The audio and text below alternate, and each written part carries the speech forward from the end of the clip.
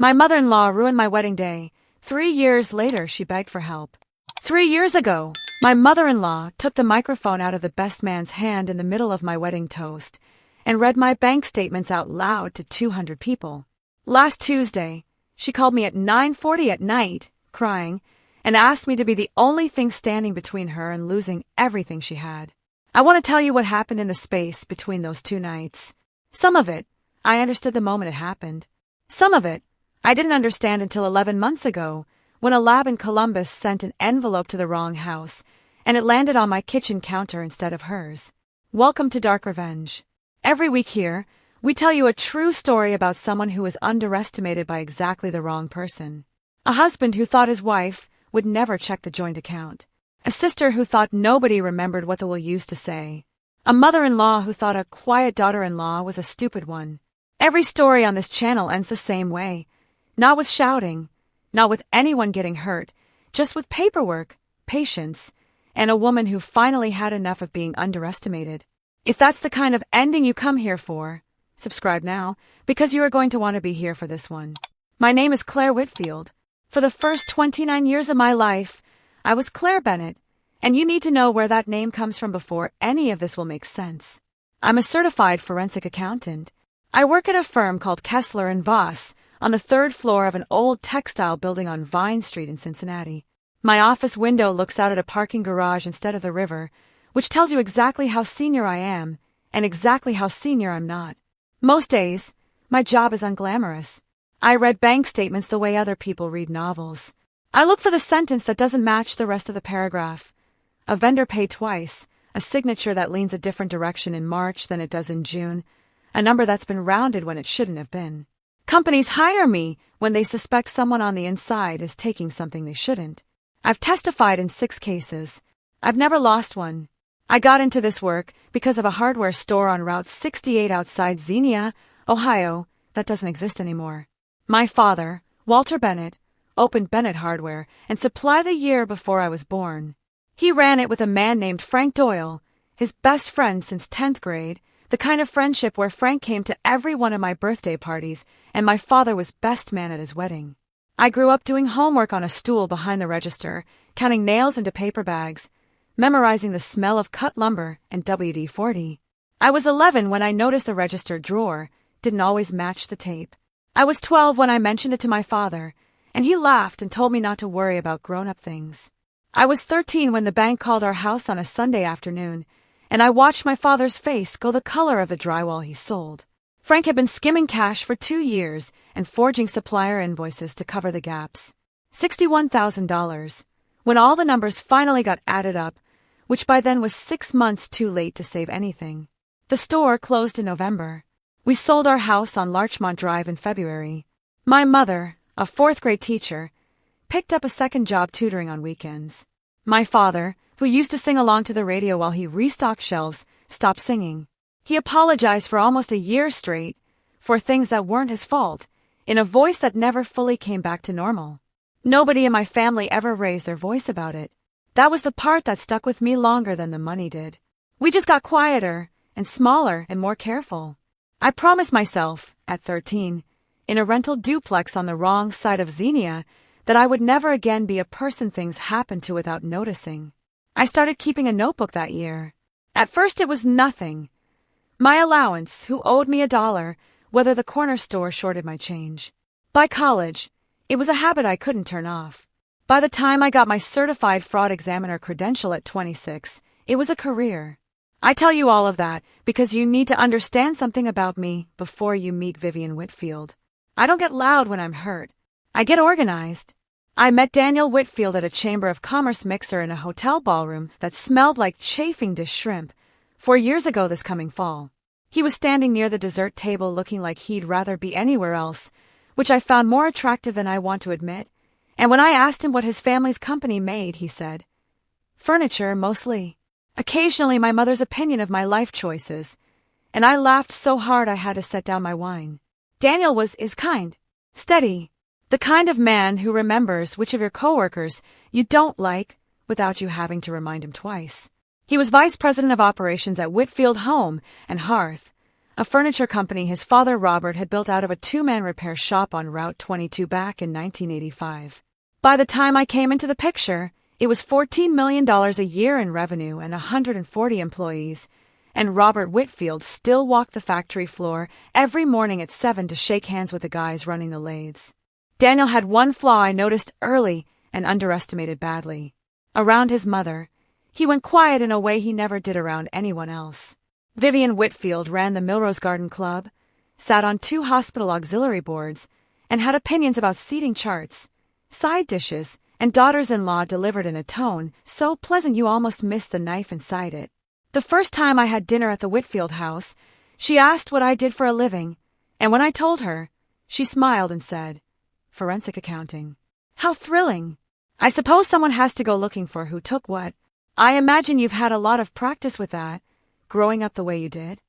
I hadn't told her about my father's store. Daniel must have mentioned it once, in passing, thinking it was just a sad story about his girlfriend's childhood. Vivian filed it away as ammunition.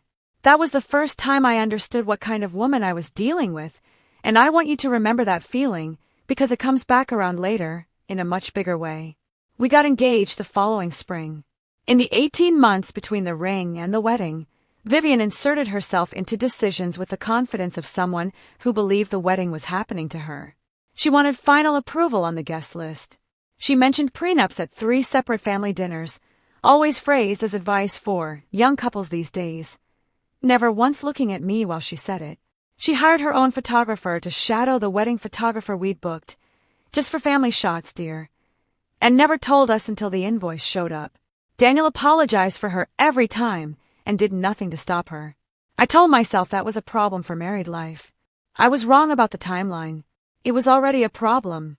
The wedding was the second Saturday in October, at a renovated barn out past Milrose called the Amber Barn, string lights strung across a ceiling of reclaimed beams. 206 guests, a cake with sugared pears, because my mother loved pears, and I wanted her in every part of that day. The ceremony went beautifully. I want to be clear about that, because a lot of people assume the whole day fell apart, and it didn't. Daniel and I are legally completely married. What fell apart was the reception, at 8:47 in the evening, during the toasts. The best man, Daniel's college roommate, had just handed the microphone toward my father for the father of the bride toast, when Vivian stood up from the head table, walked over in a champagne-colored dress she'd had altered twice, and took the microphone directly out of his hand. She was smiling. That's the detail I still can't get past. She was smiling the entire time. "I just want to say a few words," she said, "because I love this family too much to stay quiet." Then she reached into a small clutch purse and pulled out 3 folded pages. She read them like she was announcing a raffle winner. A collections notice, dated that August, addressed to Claire Bennett, referencing an outstanding balance of $340,000. A credit report summary with my name and social security number partially visible. And a photocopied newspaper clipping, the Xenia Gazette, November of that year I was 13, headline reading "Local Hardware Store Closes Amid Financial Irregularities." "I did some checking," Vivian said, into a silent room, because a mother has a responsibility to protect her son. And it seems this isn't the first time financial trouble has followed this family. I only hope my son knows what he's signing up for. 200 people went completely still. My father's face turned the exact color it had turned the day the bank called our house when I was 13. My mother's hand found mine under the table and gripped it hard enough to leave a mark. Daniel stood up, said, "Mom, stop," in a voice I'd never heard him use, but by then it was already out, already read, already sitting in 200 phones as a story people would tell for years. Robert Whitfield stood up next to his wife, took the microphone from her hand, gently, the way you take something sharp from a child, and said, "That's enough, Vivian. Sit down." It was the first time I ever saw him fully overrule her in public, and it would be nearly 3 years before I saw it happen again. I didn't cry. I want you to notice that, because it matters for everything that comes after. I sat very still, and I watched my new mother-in-law sit back down and smooth her napkin over her lap like she'd just finished a pleasant anecdote about the weather. Somewhere in my head, a 13-year-old girl in a rental duplex on the wrong side of Xenia said, quietly, "Get everything in writing." I asked the DJ, 20 minutes later if we could still cut the cake. We did. I smiled for the photos. I have never once, in 3 years, told anyone at that reception what I was really thinking while I smiled. What I was thinking was, that debt isn't mine. I've never carried a balance over $5,000 in my life. Somebody manufactured that collection's notice, and it takes a certain kind of person and a certain kind of access to manufacture one convincingly. Daniel apologized for 4 days straight. She's just protective, he kept saying, the same sentence in different orders. She'll come around. Give her time. I asked him once, calmly, whether he'd ever seen his mother be wrong about anything and admit it. He didn't answer, which was its own answer. We didn't report the fake debt. Contesting it quietly with the credit bureau took 6 weeks and confirmed exactly what I suspected. The account had been opened using my information but never accessed by me, flagged and closed as fraudulent. I kept every letter from that process in a plain manila folder in the bottom drawer of my desk. I didn't know yet what else would go in that folder. I just knew, the way you know a storm is still 2 counties away, that I wasn't done needing it. For the first year of our marriage, things were quiet on the surface. Sunday dinners at the Whitfield house. Holidays, the kind of forced pleasantness families use instead of an actual apology. Vivian never once mentioned the wedding again, which I've since learned is exactly what people do when they know they were caught and have decided to simply outweigh everyone's memory of it. But I noticed things. That's the job. That's always been the job. At Robert's 65th birthday dinner, 11 months into our marriage, I asked an innocent question about the new warehouse lease on Route 22. I'd seen a moving truck out there and was making conversation. Nothing more. And Vivian's fork stopped halfway to her mouth for exactly 1 second before she said brightly, "Oh, that's all Robert's department. Dear, I never touched the business side," and changed the subject to the caterer's cheesecake. Robert, for his part, looked confused, like he wasn't entirely sure what lease she meant either. I filed that away. 1 second is nothing. 1 second by itself is nothing at all.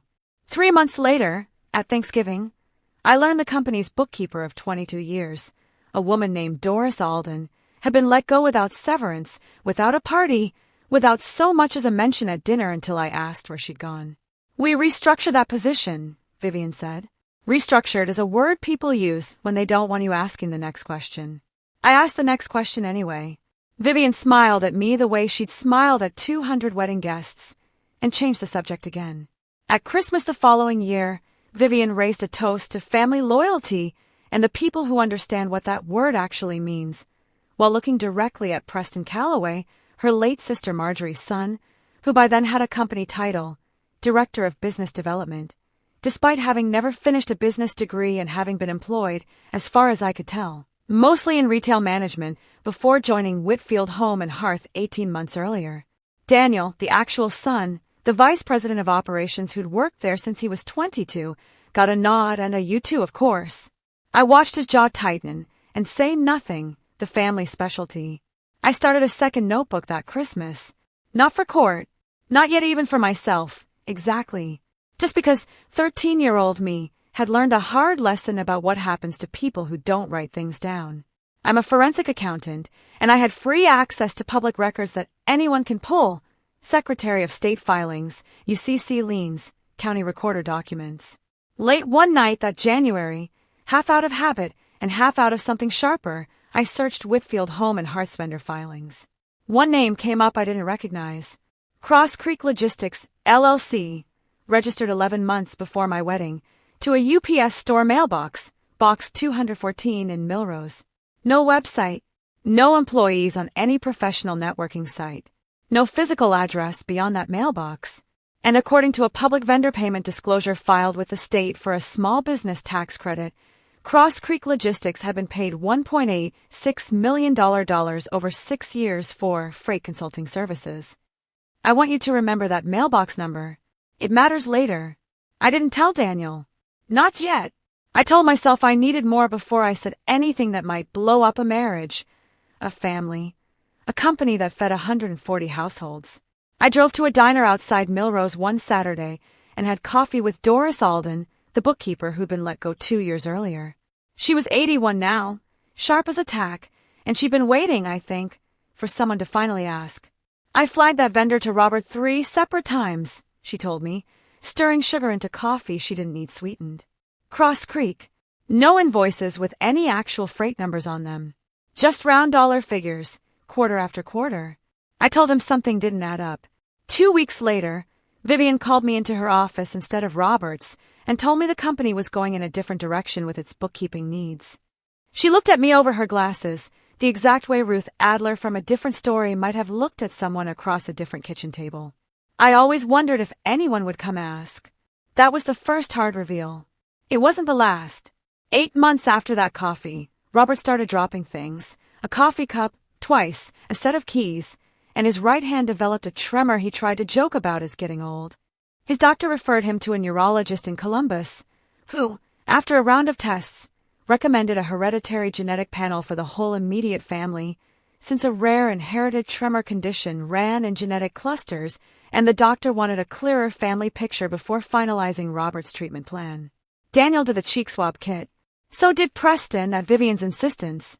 "We're all family," she said, and I remember thinking that sentence would have made me laugh if it weren't so exactly the wrong thing for her to say out loud.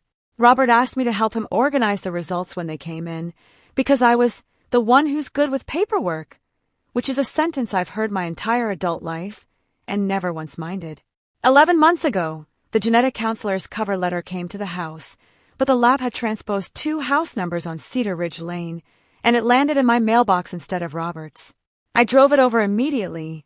I did not open it first, but the envelope wasn't sealed the way medical results usually are, and 1 paragraph was visible through the loose flap before I ever meant to read a single word of it. Analysis indicates the paternal lineage markers present in Subject 3, Preston Calloway, show no consistency with the Whitfield paternal line. Additionally, autosomal comparison indicates a significantly higher shared DNA percentage with Subject 2, Vivian Whitfield, than would be expected for an aunt-nephew relationship, and is more consistent with a parent-child relationship. I spent the next 9 days doing the only thing I've ever been good at. I pulled 6 years of Whitfield home and Hearth's ledgers with Robert's full authorization. He signed the engagement letter himself, hands shaking slightly around the pen, the same tremor that had started this whole chain of doctor's visits. I traced every payment to Cross Creek Logistics LLC, mailbox 214, back through 6 years of quarterly transfers, all of them wired to a personal account registered under Vivian's maiden name, Vivian Marsh. $1.86 million in total, dressed up as freight consulting for a company that manufactures and sells furniture within a 3-state radius, and has never once needed freight consulting from an LLC with no employees and no trucks. I cross-referenced the wire dates against something else. Hospital and school records for a small town outside Dayton, obtained legitimately through the same public and court-accessible channels I use in every case, the kind of records that exist because Marjorie Calloway, Preston's mother on paper, had filed for a modest child support-style arrangement decades ago through informal family agreement, later formalized when Marjorie's own finances got difficult in her final years. The wire amounts to Cross Creek increased sharply 8 years ago, the year Marjorie died, and the year Preston, then 26, was suddenly welcomed into the family business with open arms and a company credit card. I laid it all out for Robert on a Sunday afternoon in his study, not the bank conference room. Not yet. I wanted him to hear it first, alone, with dignity, the way you tell someone the truth about their own family rather than perform it for an audience. I told him about the shell company. I told him about the wires. And then, because he deserved every piece of it and not a curated version, I told him gently about the genetic panel, about mailbox 214 sitting behind a story that started 35 years before either of us was in this family. Robert didn't shout. He sat very still, the tremor in his hand more visible than usual, and he said, "She was 22. She got scared. I always knew there was a version of her life before me that she never talked about." He looked at me for a long moment. "You could have told me any of this 11 months ago." "I wanted to be sure," I said, "and I wanted you to hear it from someone who was trying to protect this family, not blow it up." 3 days later, we sat down at Miller Valley Bank and Trust, with Robert, Daniel, the bank's relationship manager Tom Reyes, and the family's attorney, Neil Draper. Vivian came too, because Robert insisted. He wanted her to hear it delivered the same way he had, calmly, once in full, rather than have it whispered about behind her for years. I did not bring the genetic panel into that room. That truth belonged to the family, in private, not to a bank. What I brought to that table was the ledger, 6 years of it, the Cross Creek filings, the wire transfers to Vivian Marsh, and Doris Alden's original handwritten notes flagging the vendor 3 separate times before she was pushed out. Tom Reyes read through it once, then again more slowly. "This clears up the flag on our end," he said. "The bank will renew the line, provided the irregular vendor relationship is terminated and the funds are accounted for going forward." Neil Draper laid out the company's own bylaws, a fiduciary breach clause that had sat in use since 1985, allowing the board to remove any officer for undisclosed self-dealing, no lawsuit required, no police report required, just a private, binding restitution and removal agreement negotiated among family and counsel. Robert made his choice in under a minute. Vivian was removed from every officer role and signing authority she'd held for 3 decades. She agreed, in writing, to a repayment schedule for every dollar structured over 8 years against her share of company assets. She didn't argue. I think, by then, some part of her had been waiting 35 years for someone to finally make her put it down. Preston learned the truth about his birth mother privately at Robert's kitchen table 2 days after the bank meeting, from Vivian herself, with Robert and Daniel present and me deliberately absent, because that conversation was never mine to attend. Daniel told me later that Preston cried for the first time anyone in that family had ever seen, and that Robert, without a second's hesitation, told him he'd always be welcome in that family, blood or not, but that the company title he'd been handed without earning it was going to have to be earned properly from here on out, the same as anyone else's. Preston, to his credit, agreed. He's still with the company today, in a smaller role, doing the work himself instead of being handed it. Daniel apologized to me the week after the bank meeting, really apologized. Not, she's just protective, but an actual accounting of every time he'd stayed quiet to keep the peace instead of standing next to me. "I let her make you into the villain of our wedding day for 3 years, he said, because it was easier than admitting my mother was the one causing the trouble. I'm sorry it took a bank audit for me to finally say that out loud.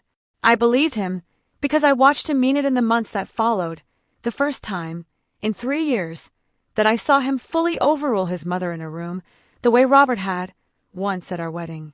6 weeks ago, on our 3rd anniversary, Robert stood up at a small family dinner, 12 people, not 200, and raised a glass.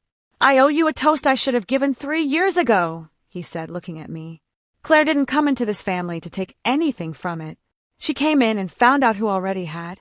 Vivian, sitting at the far end of the table, said nothing, but she didn't leave the room either, which from her these days is its own kind of apology.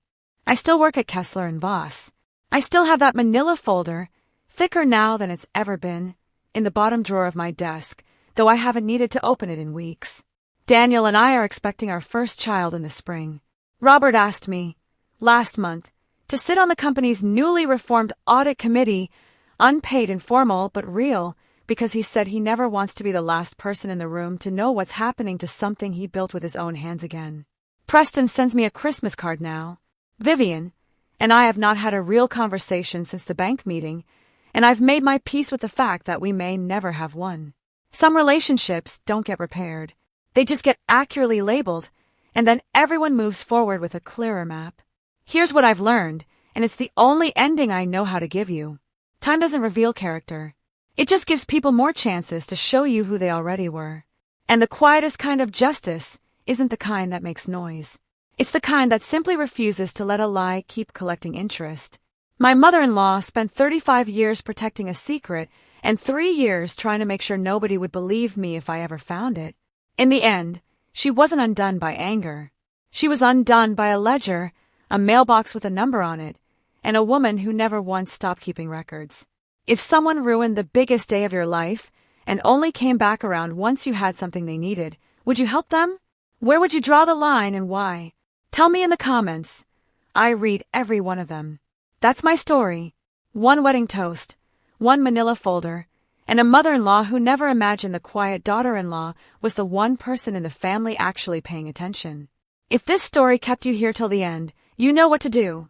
Like it, drop a comment, and subscribe to Dark Revenge, because next week we've got another one, and trust me, you don't want to miss how it ends either.